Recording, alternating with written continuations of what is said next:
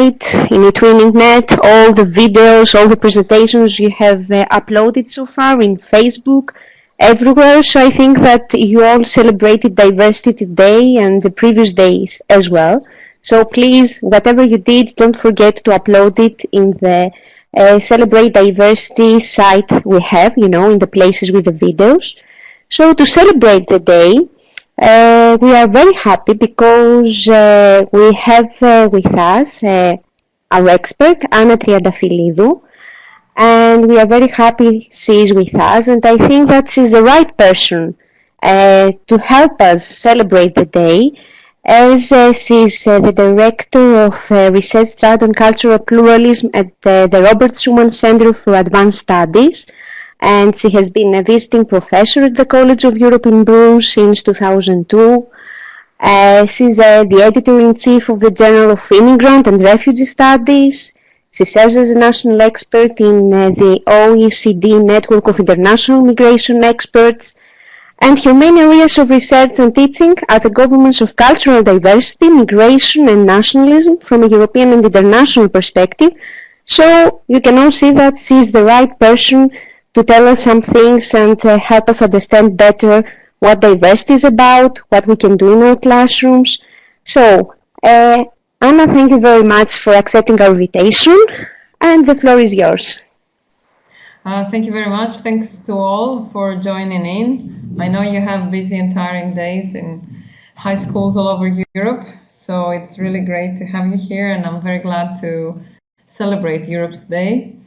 Indeed, I mean, in this way through the eTwinning, and indeed, I think we need, in a way, to celebrate Europe's Day at a time that is not very easy for Europe. And actually, I'm happy because I think we have some good news to celebrate from the side of cultural diversity and migrant or minority integration. We have a new mayor in London. And actually somebody told me the new slogan is "Yes, we can," not "Yes, we can." So for Sadiq Khan, I think this is really great news for all Europeans and for European Muslims in particular, because precisely it shows that integration can be successful and that people from minority background and also from working class background can really raise to top positions, to responsibility positions, and contribute actively to the building of European societies. Now, the aim of my talk today is, and I'm new, of course, to the platform. I suppose you're all more experienced than I am, but I'll try to use it as best I can and really use its many features. It looks like really a great platform. So the aim of my talk is to clarify some main concepts that we use when we talk about the nation, when we talk about migration, when we talk about ethnic and cultural diversity, when we talk about racism and xenophobia. And I suppose you all have had access to the handbook on tolerance and cultural diversity in Europe, which we have prepared in the context of an EU research project a couple of years ago, where we tried to showcase, well, to explain both these terms, but also showcase interesting cases where diversity was a challenge and it was faced in creative ways and solved in different ways. And also to show that diversity and diversity integration is a concern for all the countries. It's not just for what was considered the old, what we call in migration studies, the old host countries like Britain or France or Germany or the Netherlands, but it is a concern for Southern Europe, it is a concern for Central and Eastern Europe, and that we need also to consider not just new economic migration, but also about also national minorities, native minorities of different kinds. Now, I suppose you can all see my screen and the PowerPoint. Let me say what is the challenge that we face today. If I manage to get my screen to move, yes. I think I got it, yes.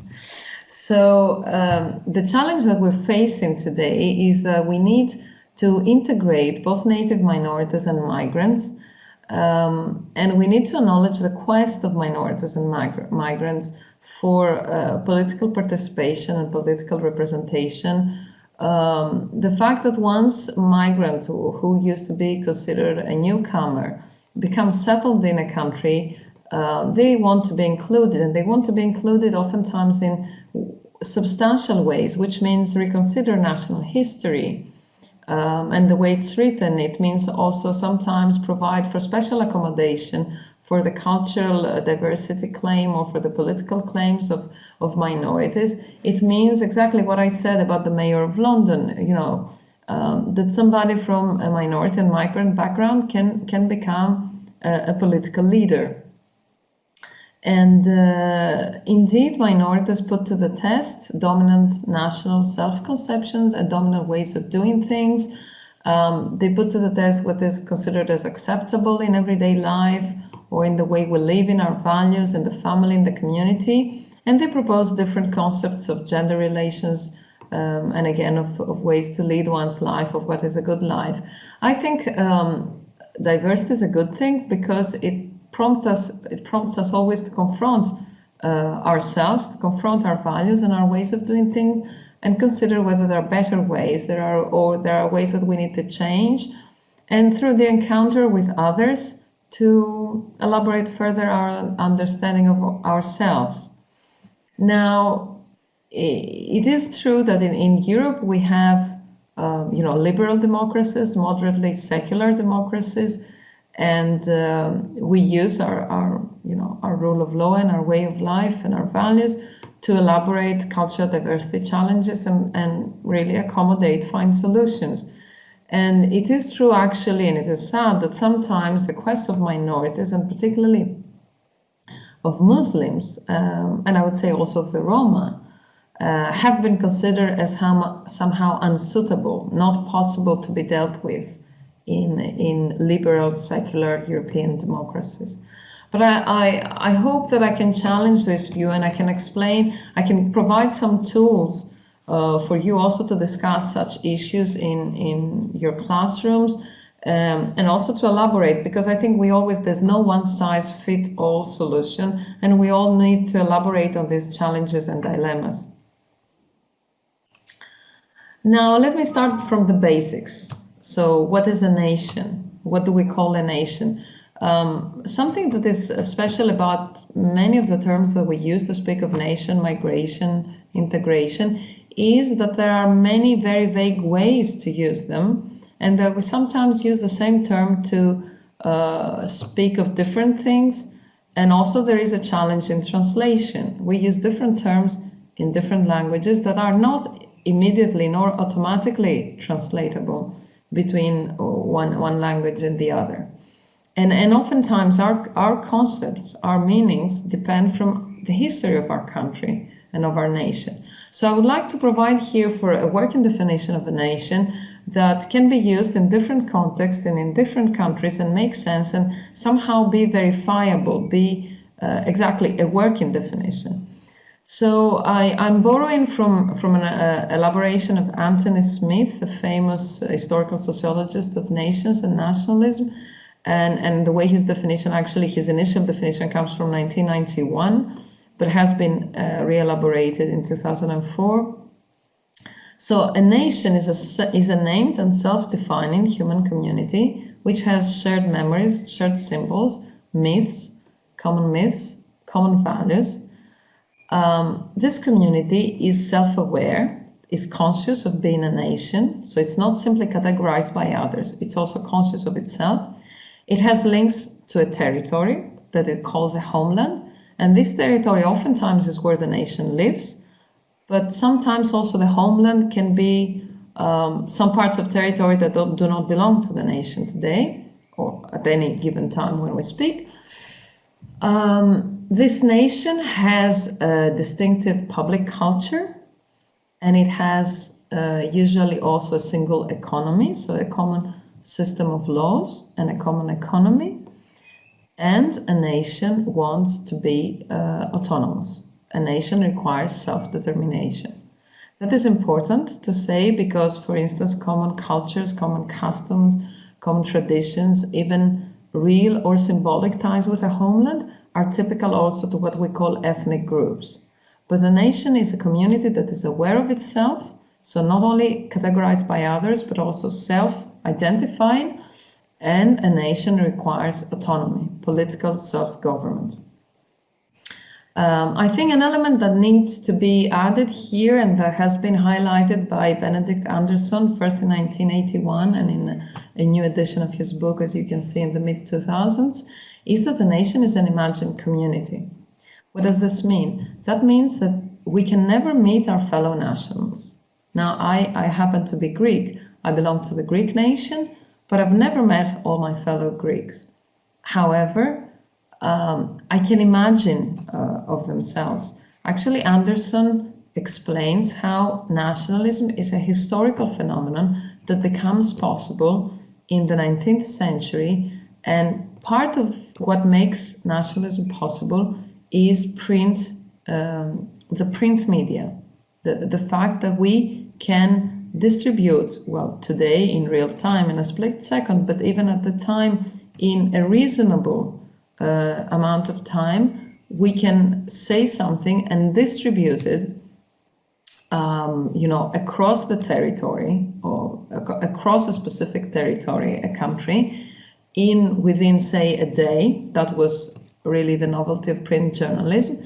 So we can imagine, we ourselves, say, inhabiting different parts of Greece or different parts of Italy or different parts of France, we can imagine what is happening in this country at the same time, on the same day, in these different parts. So we can imagine our nation. We can imagine our fellow citizens reading the same newspaper that day. So that's why Anderson said the nation is also an imagined community. You can never meet all your fellow nationals together, and most likely you'll never meet all of them at any one time or even through the course of your life, but you can imagine they exist. Now here I need to make again a qualification and say we use the term nation state, and a nation state is a state that belongs to a nation. So a nation, as I said, asks for political self-determination and it acquires it, it has its nation state. So a nation state in theory says that the ethnic and the cultural boundaries of the community coincide with the territorial and political boundaries of the state. The truth is there is less than 10% of the countries in the world over that qualify for being proper nation states, because most countries have within their territory either what we call national or native minorities, so minorities that have been there for a long time, or they have migrants and what is called today in Europe oftentimes ethnic minorities, so people who came for economic or political reasons, who settled and formed their own communities. So actually, we often use the term national state to indicate that there is a national majority in this country, but there are smaller or larger minority groups, and one or more of them who live in the state. So it's not a nation state, that there's no complete coincidence of the nation and the state, but there is a national majority which actually considers itself somehow as the owner, in inverted commas, of the state. And I think we all know of these questions. We experience them in our everyday life as citizens. Now, let me clarify a couple of other terms. We speak of national heritage to speak of not just the traditions and the customs of a specific nation, but to speak of the framework, the context within which the members of a nation are socialized.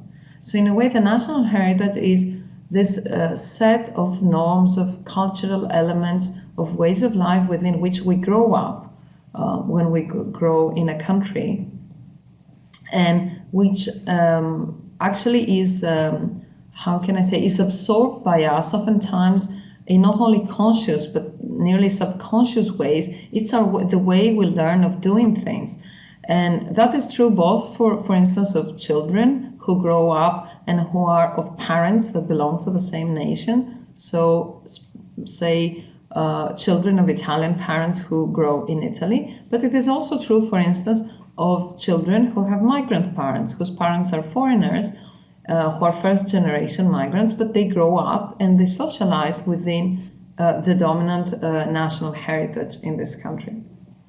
And of course, there can be competing definitions of the national heritage. I have used oftentimes here the example of Turkey, where we used to see, for instance, a dominant secular civic, what we call a Kemalist national heritage on one hand, but on the other hand, there is also competing, more prone to Islam, to the Muslim traditions, and more ethnically conceived heritage of Turkey. And that is, I should say, this is not peculiar to Turkey. This is true in many countries, or if not to say in all countries, that there are competing views of the national heritage at any one time. Now, what is nationalism? Nationalism is this ideological movement which seeks to attain and maintain autonomy for the nation, which seeks to maintain or attain, again, unity and identity on behalf of the population that calls itself a nation. Now, nationalism is important when a nation is autonomous and self-determined, but nationalism is obviously even more important when a nation seeks to achieve nation formation, seeks to become autonomous. Perhaps a nation belongs to a multinational state and wants to achieve autonomy. Here, an obvious contemporary example is Catalonia within Spain, or Scotland within the United Kingdom. But we can also think of how relevant nationalism was in the late 18th and early 19th century, when it was the historical stage of nation formation in Europe, and countries or nations were actually breaking up from empires and trying to form their own state, their own national state. Now, there's another term that we need to clarify, which is the term nationality or citizenship.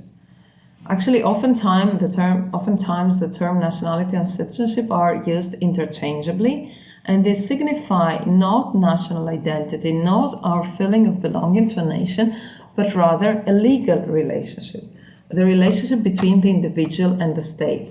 So I have the Greek nationality or the Greek citizenship.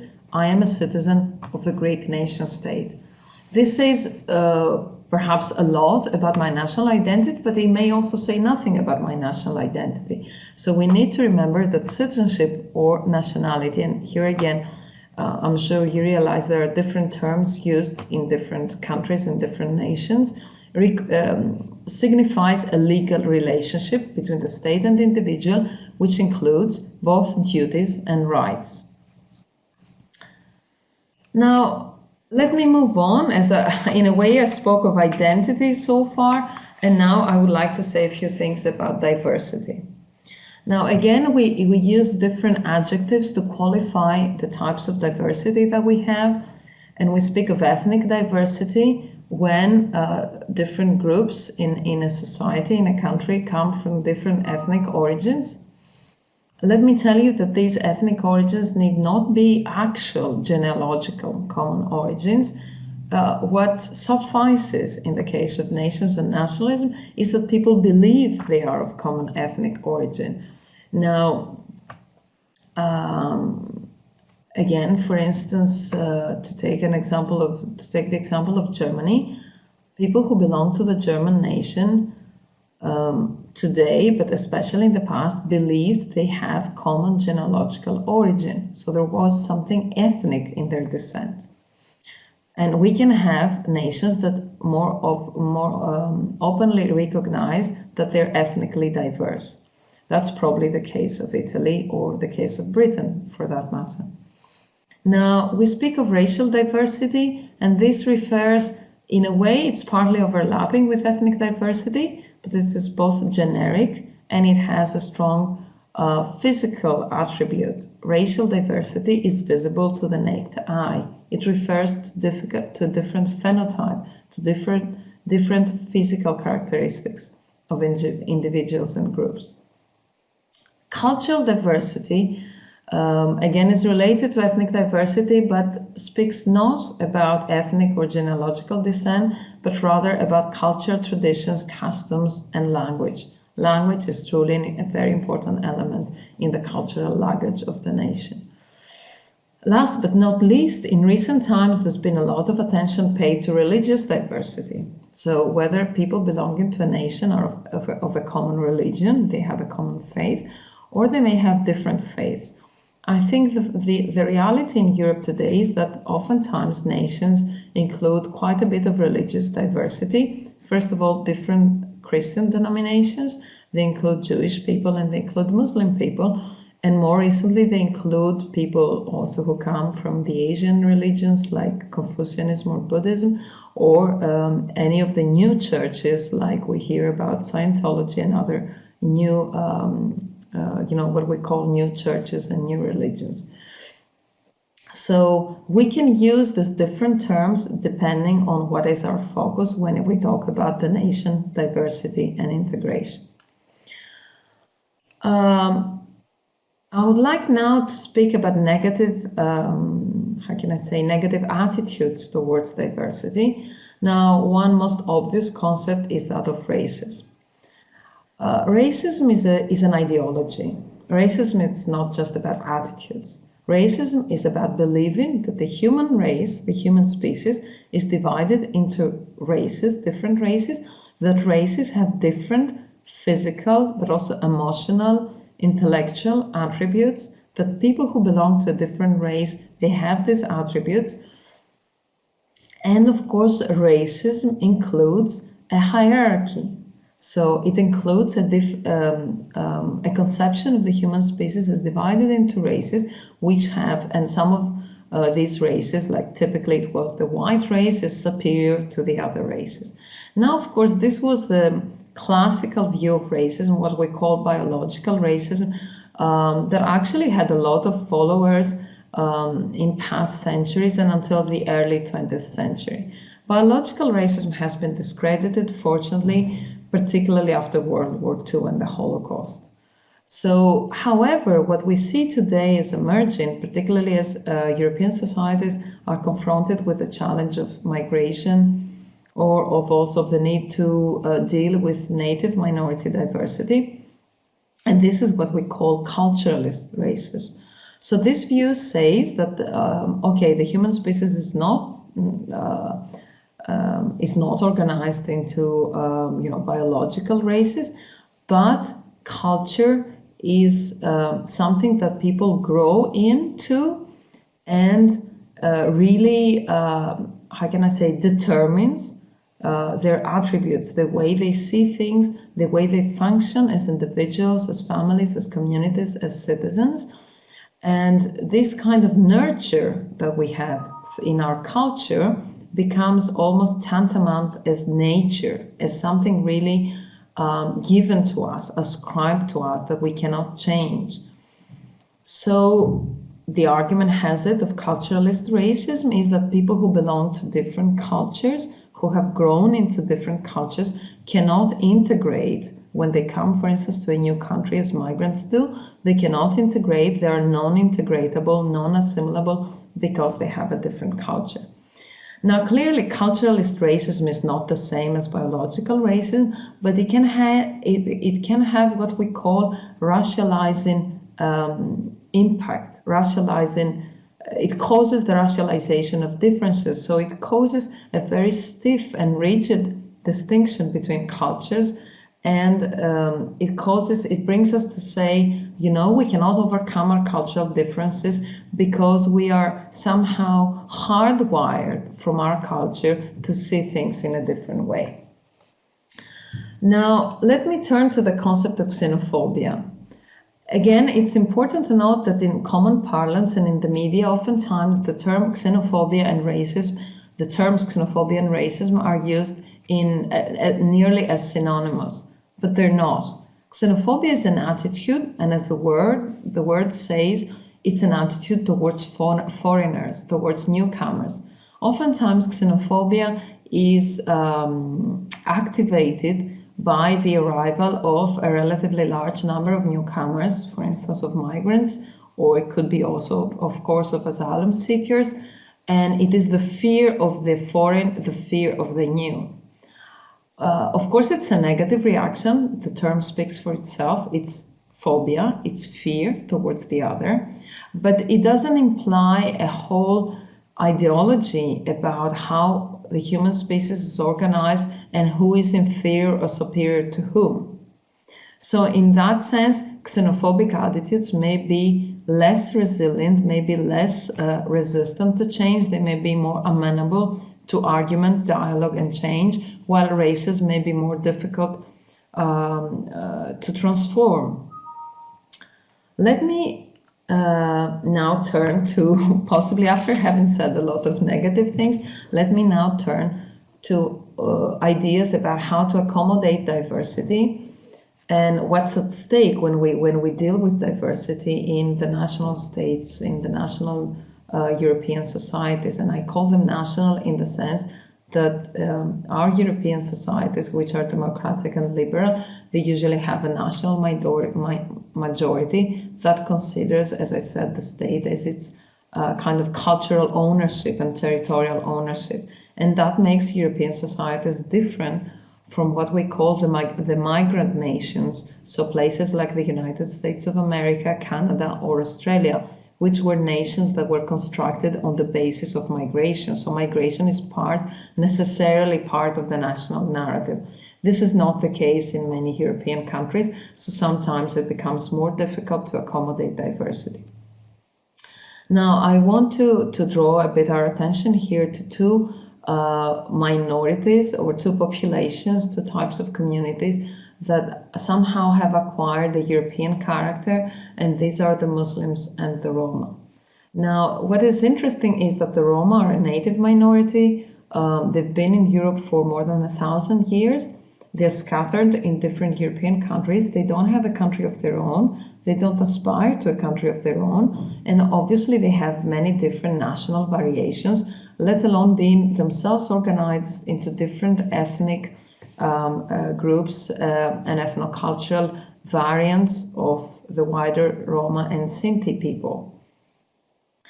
What is interesting is that in recent years, through the free movement within Europe, we have seen the Roma being targeted and being, pointed to as migrants, because as they cross the borders of member states, for instance, Romanian Roma move to France, or Hungarian Roma move to Slovakia or to the Czech Republic, or Italian Roma move somewhere else.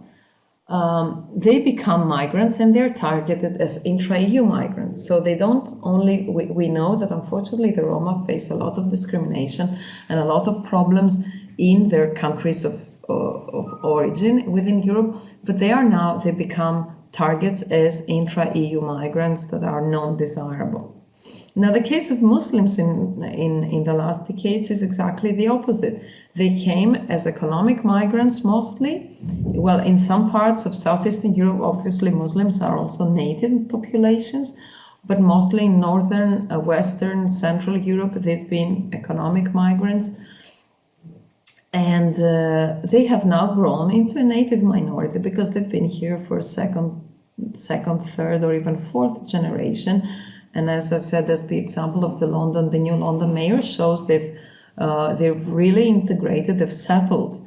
But because of also international geopolitical challenges, international terrorism, problems actually also that are national and local of integration of Muslim communities, they have been targeted as European Muslims without paying much attention anymore to their national or ethnic background. So we can have Muslims who are Turkish, of Turkish origin, of Moroccan origin, of Pakistani origin, of Bangladeshi origin, and of many other countries.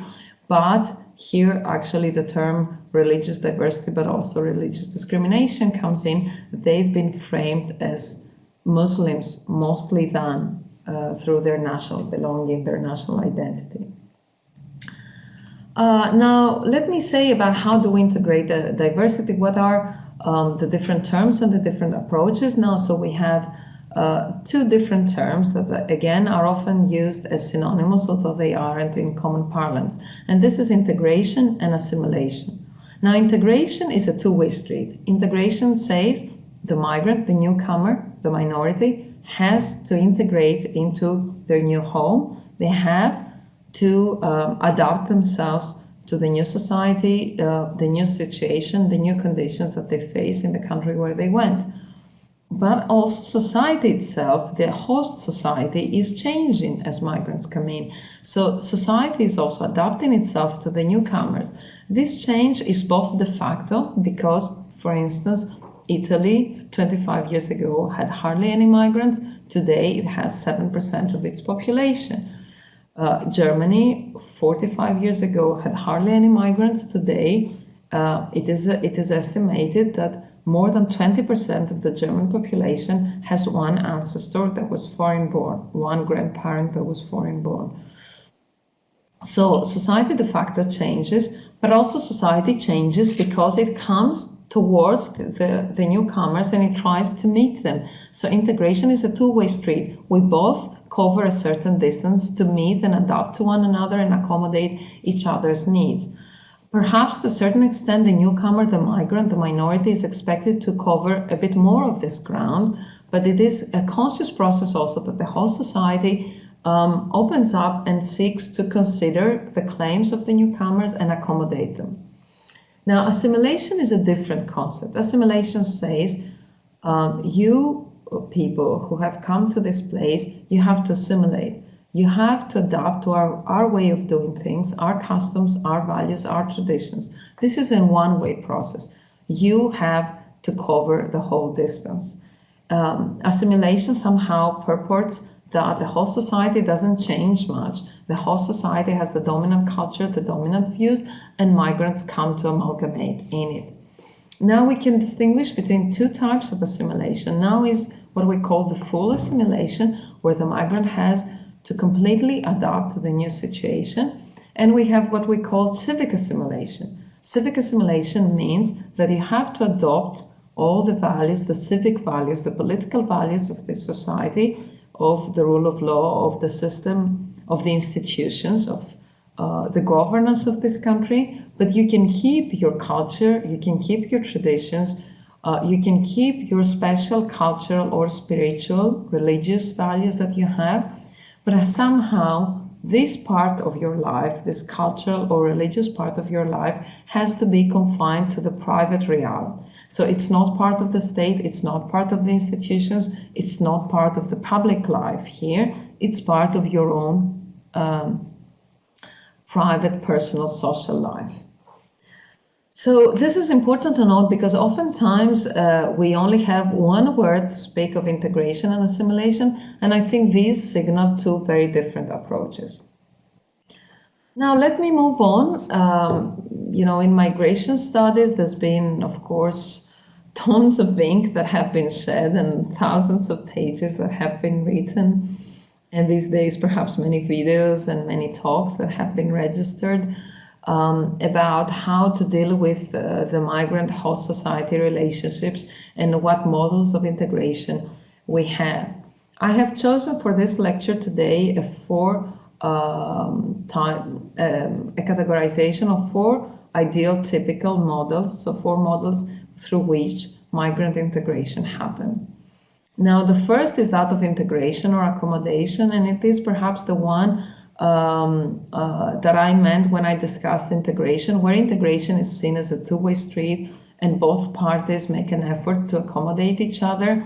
So society and the state make room for new traditions, new identities, new beliefs, and new cultural or religious claims, for instance, or new claims for political representation. But also, obviously, the migrants or the minority in question adapts to the new situation and adopts to a certain extent, the values and the way of life of the host country. Now, there is another model that Portes, a famous American sociologist of migration, has called segmented assimilation. Portes had in mind more Latin American migration to the United States, and he spoke of assimilating into an underclass. So assimilating largely in terms of civic and political culture, but being confined, being segmented, segregated into an economic underclass, so into low-skilled jobs, into certain neighborhoods, not mixing very much with the locals, forming, communities ethnic communities, migrant communities that live among themselves. This is pretty much the model that I have further below, the model of ethnic separation. Now, what is different between ethnic separation and segmented assimilation is that in ethnic separation, the community is conscious of itself and is willingly keeping to itself.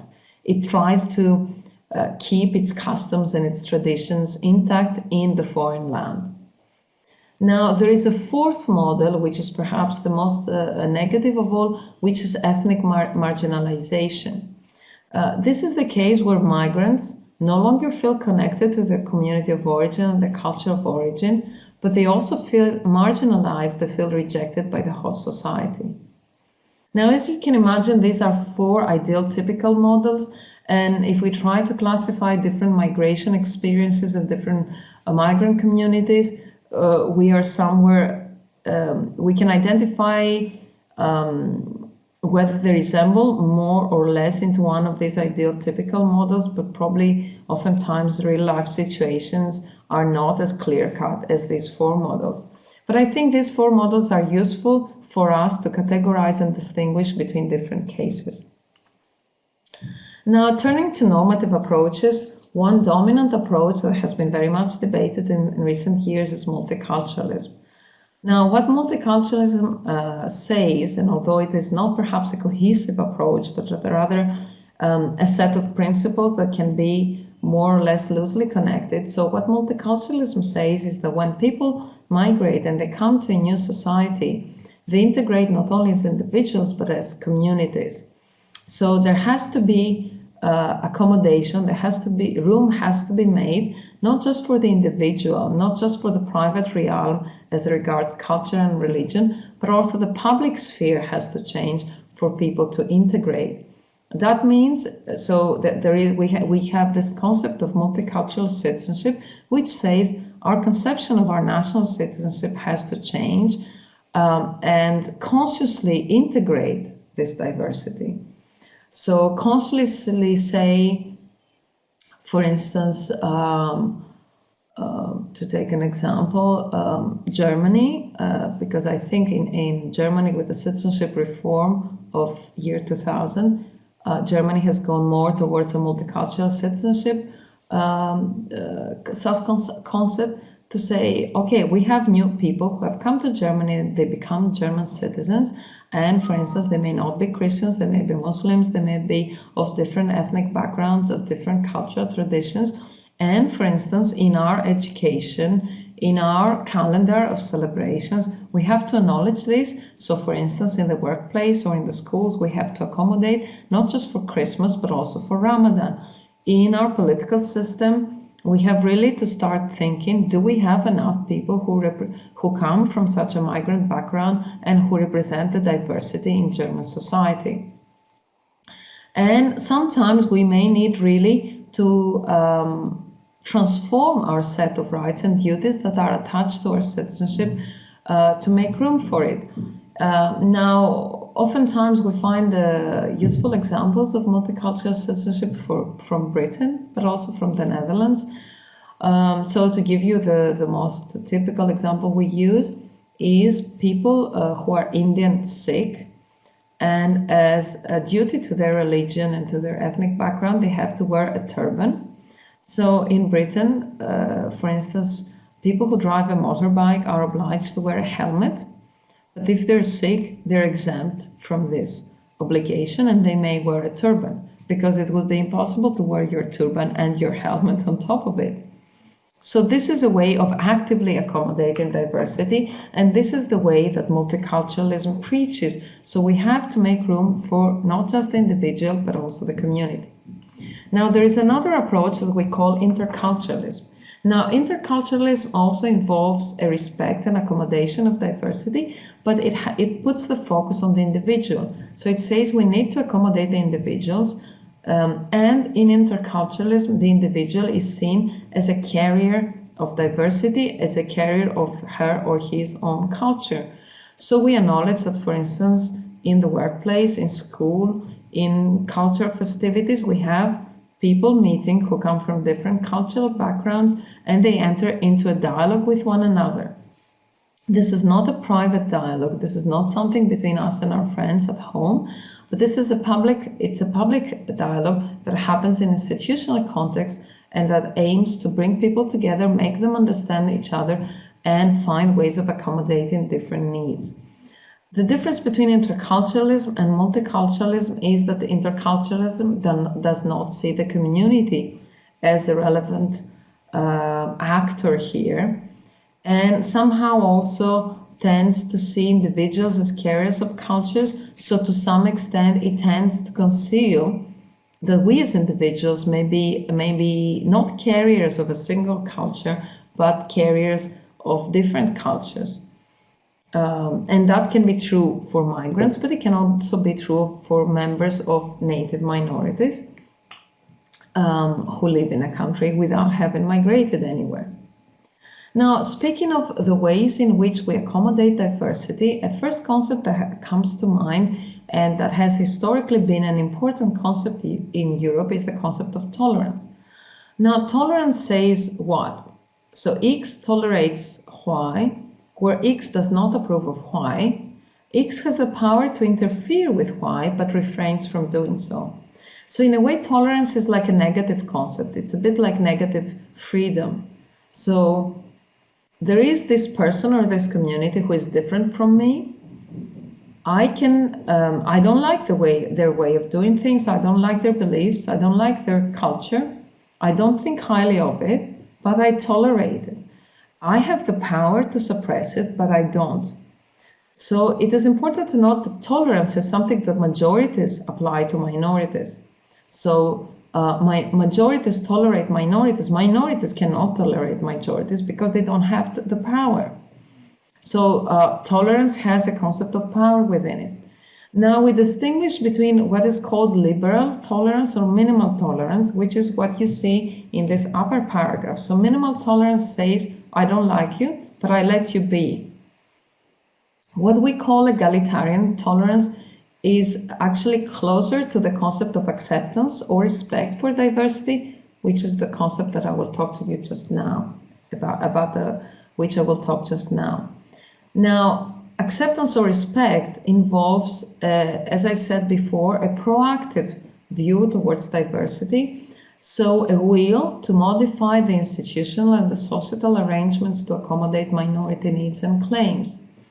So it involves for instance, making room for practicing different religions or prayers at different times of day, or for practicing different religious celebrations which may interfere with the work calendar that is dominant in a given country. It may require, for instance, and this is one example that is given in the handbook that I mentioned, that we have, for instance, teacher-parent meetings or class meetings with teachers and parents, where we allow for separate meetings where mothers and fathers do not coincide. So if we want to respect the cultural norms of some groups, notably, for instance, Muslims, we may allow for also separate gendered, so to speak, parent-teacher meetings to make mothers, Muslim mothers, more comfortable in these meetings and help them take active role in these meetings, because we also acknowledge that our interest is the interest of the children, and when the family is involved in schools, that is for the good of the children. Now, tolerance and respect or acceptance, active acceptance, are not hierarchically related. This is not to say we have diversity, then we have tolerance, and then we have respect, and tolerance is a lesser way of doing things compared to respect. Actually, they are qualitatively different. So for some things, we may decide that we can tolerate one another. We cannot agree. We need not agree, but we can tolerate one another. Majorities and minorities, we can live together and do things differently. And there are some issues, for instance, in our societies, for which we can agree that we really need, we agree to agree. That we need to value each other's point of view. We need to accommodate each other, and we need to find a common way of respecting one another and doing things. And we can, of course, decide there are some things, some cultural differences that we don't tolerate, that we don't want to allow any community or any individual that lives in our society do certain things. Now, for instance, one thing that we agree that we disagree with in Europe is genital mutilation. Or another thing that we agree that we don't want to tolerate is forced marriages, particularly forced underage marriages. But we may have a host of other things like the way we organize the gender roles in our families, the way we see the role of the paterfamilia and the materfamilia, the way we want to educate our children, where we may disagree, but we decide to tolerate one another and live our different ways of life in the same polity and the same society. Now, actually, let me give a few examples. I don't know how many of you have had a chance to have a look at the handbook, but I would like perhaps to illustrate these 4 examples and invite you, well, you could, if we have time, maybe we won't have time, to read, to write your comments, but also after this lecture, you can go into the handbook and have a closer look at these examples and see if these are examples that you would like to use in your classrooms or with fellow teachers to discuss how we deal with cultural and ethnic diversity. Now, one case is the Horvath School. This is a school in Budapest. This is in a working class neighborhood of Budapest with a high, percentage of Roma children. Now, although Hungary has many policies seeking to integrate Roma children in mainstream education, there are still a lot of problems with integrating Roma children, and there has been an understanding that it is very difficult, first of all, to get families involved in school life, because oftentimes parents are not familiar with formal education institutions. They may not have been in school themselves. They lack trust in school authorities, and at the same time, when Roma children integrate in schools, they are negatively stereotyped by their peers, by other pupils who come from non-Roma families. They may feel not wanted, disadvantaged, and they may have difficulties in catching up with a formal education system and developing their talents. Now, what this Horvath school has done, because it recognized it had a high percentage of Roma children, but it also committed to not having separate schools, which is unfortunately what happens in many neighborhoods in different European towns and cities where there is a large Roma children population, is we either have de facto segregation depending on the neighborhoods, or we have what we call the white flight. So the non-Roma people simply leave the school and go to the school of the nearby neighborhood. Or sometimes, unfortunately, even separate classrooms are set up. So what the Horvath school did was to take a very proactive stance and say, we're going to integrate the Roma children, and we're going to use their special talents and their special cultural capital, what they bring to the school through their own, living experience in their own communities, and valorize this. So, for instance, instead of doing multiple choice tests where typically Roma children would fail, or maths tests where Roma children would fail, they, for instance, engaged in music classes, in dance classes, in classes that valorize the talent of doing things with your hands, of organizing, yourself in difficult situations, so that children could benefit from the different experiences of one another and the different cultures that they brought to the school, and the whole school could benefit. And actually, the Horvath school is a success experiment with its difficulties, but certainly it is doing much better, and it has managed to subvert, if you want, negative stereotypes about Roma children, having poor educational record. Let me now turn to a case from Ireland, which was about male circumcision. Now, Ireland is also a new immigration country that has seen its immigrant population rising exponentially in the last 15 years. And a case occurred where a baby born of Muslim parents was circumcised in non-hygienic conditions, and the baby died as of complications. Now, it turned out that a lot of parents who are part of the Muslim population that is resident now in Ireland needed to circumcise their baby boys, because this is required by their tradition, but hospitals were not well catered to look after this necessity. And actually there was a hot debate about whether this facility should be provided, whether hospitals should be well equipped, and whether doctors should be, should I say, obliged to perform male circumcision. There was a hot debate. There were opposed views about whether this was alien to Ireland and should not be allowed, or whether this should be allowed and actually hospitals should cater for it. Eventually, the decision that was taken is that hospitals should cater for it.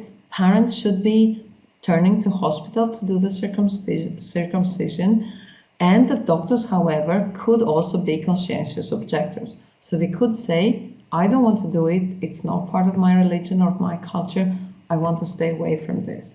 And this was yet another case where we saw a proactive stance where the state said, okay, we have a new population here, we have to protect these babies and these parents from doing this in non-hygienic conditions, and suffering consequences, whether this would be a mild infection or outright the death of a baby because of complications. A third example is that of Cologne's mosque. Now, there were the Muslim community of Cologne wanted to build a new mosque, and they had acquired the grounds, the real estate for building this mosque, but then there was some local negative reaction which wanted to forbid the building of the mosque to take place, because the opponents of the mosque argued that this was not part of Cologne's heritage, this was not part of the urban landscape of Cologne, and it was alien to German culture.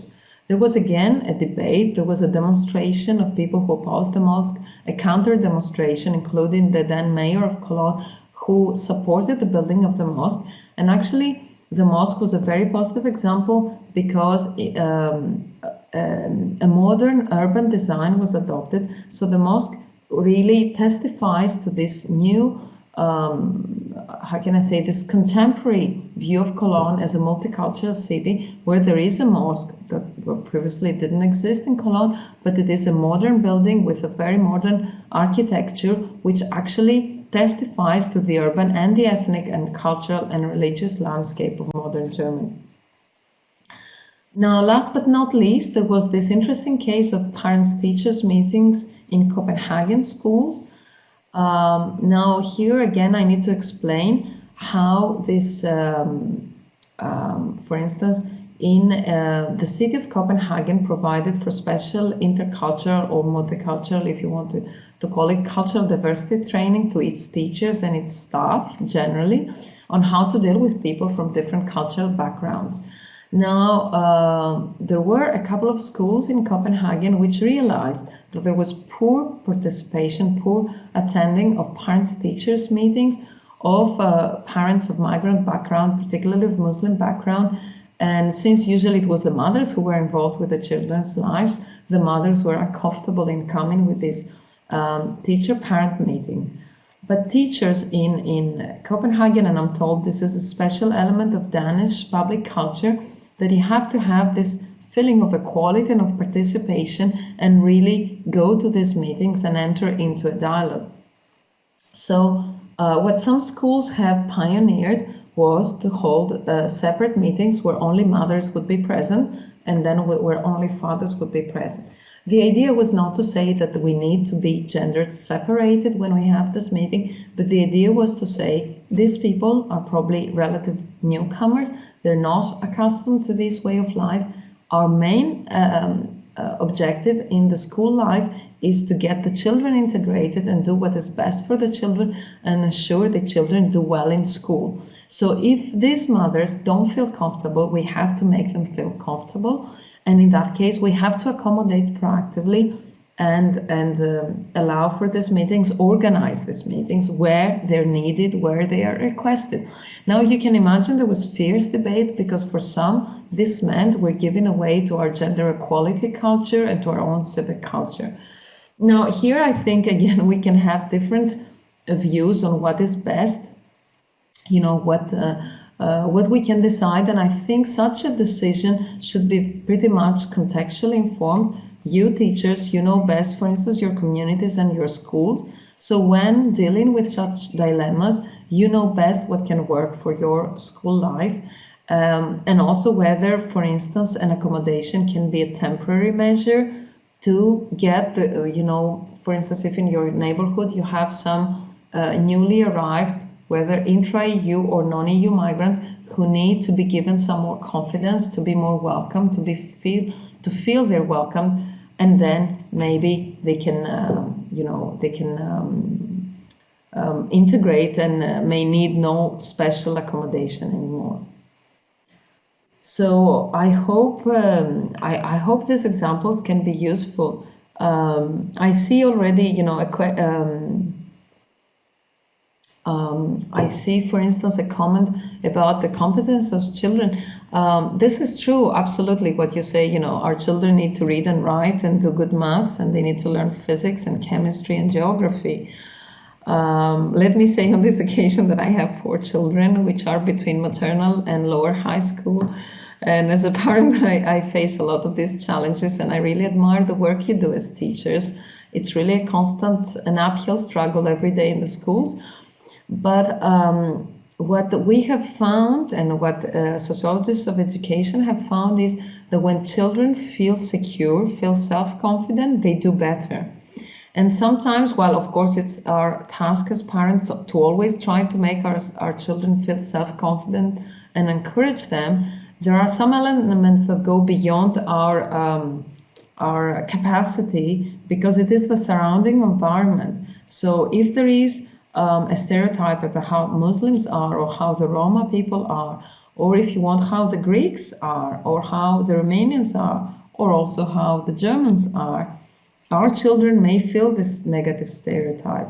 So if there are ways, particularly for disadvantaged minorities, to come, if you want, through the window, to say, okay, this child did not have many books in their house to read, but they know how to play music. So suddenly the child's self-esteem and their position in the classroom is improved, and then the child can do better in maths. I think this is what they found in the Horvath school. Yeah, of course. That's also true.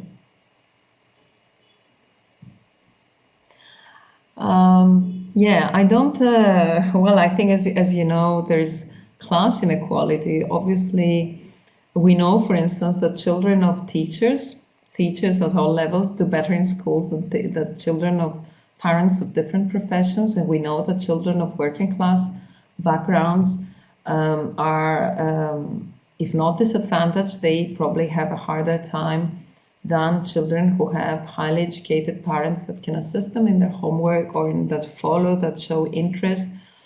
We also know that there are parents who work double shifts and have no time. They would like to, but have no time in assisting their schools, their children. Yeah, and I agree. For instance, I think in Italy, it's very positive that nearly every classroom has at least one child with special needs and has an assistant teacher to assist this child. Actually, this is an interesting way how this gives a sense of diversity already in the children. And well, you know much better than me that children actually, fortunately, don't work through stereotypes. They're very absorbent of what they get in class, and they learn to treat these situations as natural.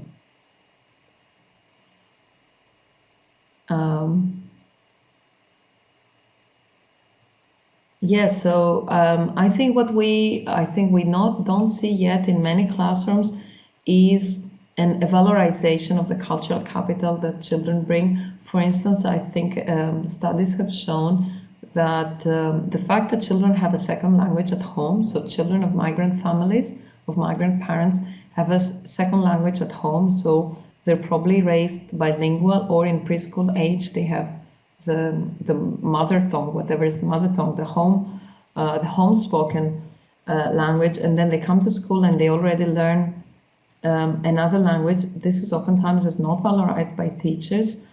The teachers see this as a handicap, and sometimes, particularly of course if teachers are also overburdened, they tend to advise migrant parents not to speak that language and rather let the child focus on the language of the host society. I think we need to have actually more support in schools, for instance, for the valorization of this cultural capital. And yes, I think religion is another hot issue. This handbook, as you will have seen, comes from a project, a research project that was called Accept Pluralism, and which was conducted between 2010 and 2013, and involved, I think we were 15 EU countries, really from all regions of Europe, north, south, east, and west, and center.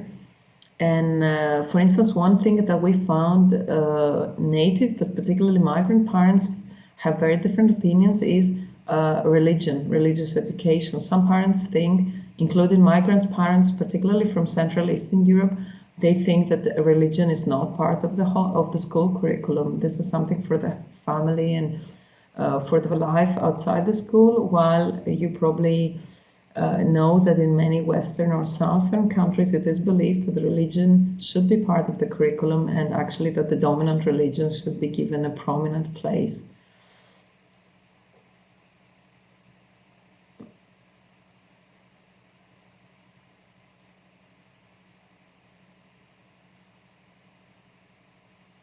Yeah, I mean, as I said, I think religion is, I myself don't have a very good answer. For instance, now my children are educated in Italy, and in Italy you can choose to opt in for catechism within the school, so for Catholic religion teaching, or you can opt for what is called intercultura, which is everybody else, or even Catholics who do not opt for religious education in the school. In Belgium, for instance, where there are, I think, 7 or 9, or well, a few children in the school has to provide for all recognized religions, and this includes different Christian denominations, it includes Islam, and it also includes atheists. Interestingly, historically in Belgium, this requirement has come from parents who were atheists, and they said, hang on, I don't want my children to be taught Catholicism or Protestantism, so I want classes of philosophy. And then Belgium said, okay, then let us open this up and integrate all the different communities. Effectively, other parents, I would say, other teachers say, we should have history of religions or philosophy in all the schools, but then proper religious education should be left to the religious institutions. It's not, I believe it's not easy. And again, for instance, I think in some countries, like in Britain, for instance, there is a respect or a certain passive accommodation of religion, of different religions.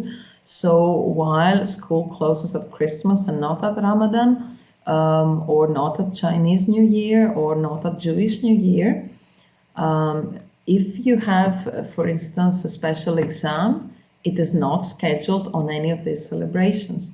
So children can be excused for being absent if they have a community or family celebration, which is important to keep the life of the community. But and teachers are advised not to put any special, exam that you cannot miss, any special activity that you cannot miss on these days, which is really an interesting and I would think nice and proactive way of both not having too many celebrations, too many festivities in the calendar, but also give due respect to people's different cultures and religions.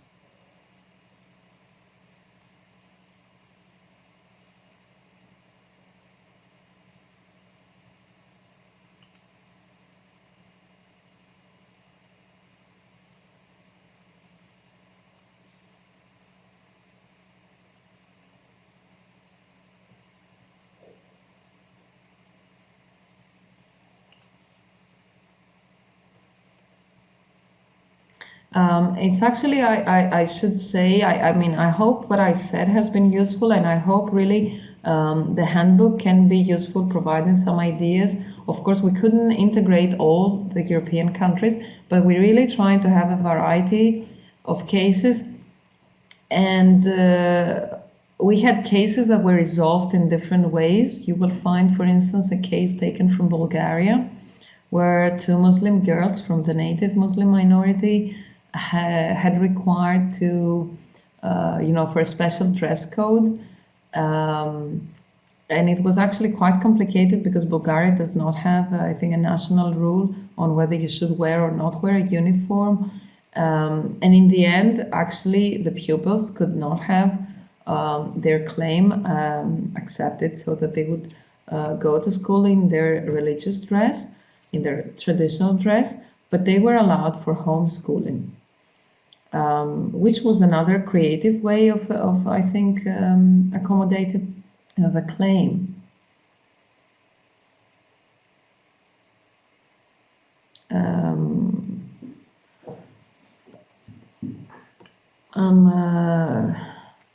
Another, I think, interesting set of examples that we have discussed in the handbook, and also if you look from the handbook, you can find the website of the project, was the question of religious schools, faith schools, what is called. And actually, you'll be perhaps surprised to find out that these are not only Muslim schools, but they're also Protestant schools.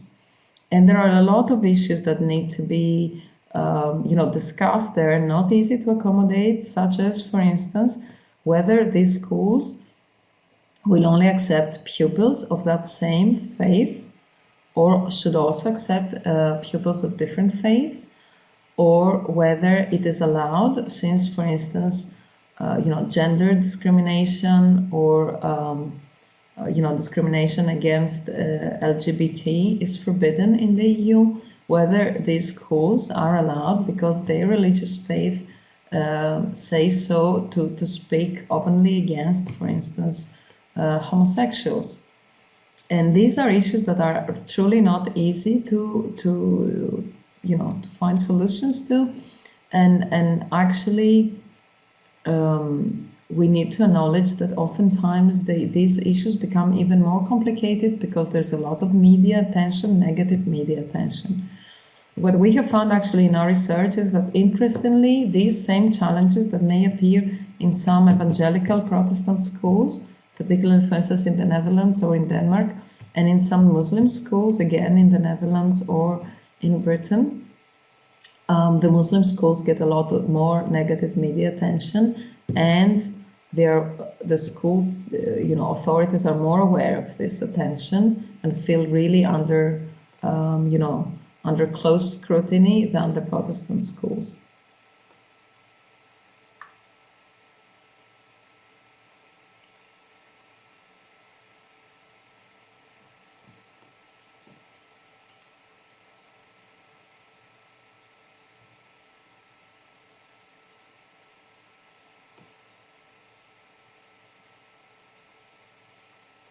Yeah, and of course it needs to be said that certainly there is a distinction in the different countries between native minorities.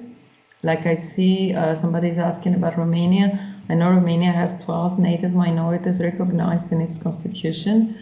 Italy has several native minorities, or I think in Romania there are 11. In Italy there's 12 native, communities that are recognized in the constitution, but oftentimes these are not the minorities that we hear about. We rather hear about the migrant communities, and certainly the set of rights that is allowed to native versus migrant communities is quite different, because somehow we recognize that native minorities should be allowed to keep their cultural autonomy and should cherish and maintain their culture, while, for instance, migrant communities somehow have made a conscious choice to come to this country, and they should be readier to adapt. They should be more amenable to change. But of course, then the question arises, how long is long enough to be considered a native minority? Is 3 generations long enough? Is a century long enough? Is 50 years long enough? And as I said, my own view, I think, is that a lot of the things are contextual.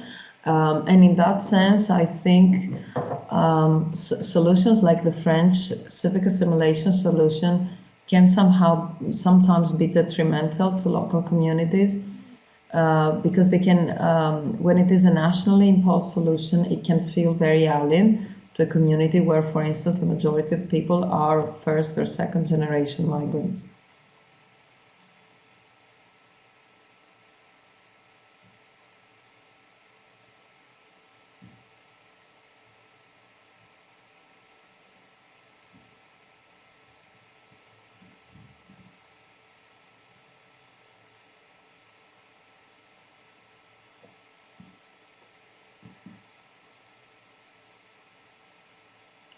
Yes, and if I may conclude by saying this other thing that sometimes also, and I'm sure you have all firsthand experience in your classrooms, that migrant parents find themselves also uncomfortable in being pointed to as, the example of X culture.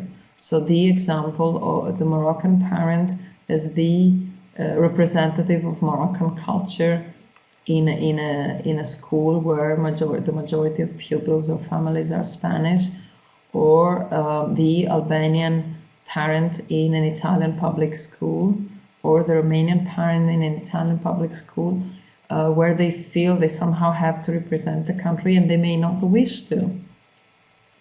So actually, it is also the choice of the family or of the parent if they want to be more vocal and more proactive and bring in this dimension, or they would rather be treated as somehow invisible, their difference as invisible. It's for them to decide when and where to be more vocal about it.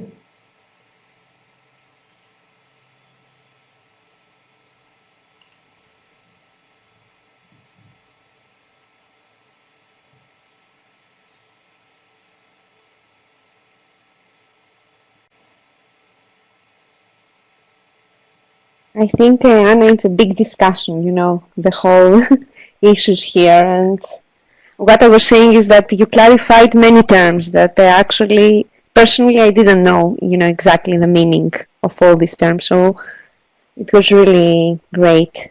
I just heard there was a question from somebody if the handbook is available only in English.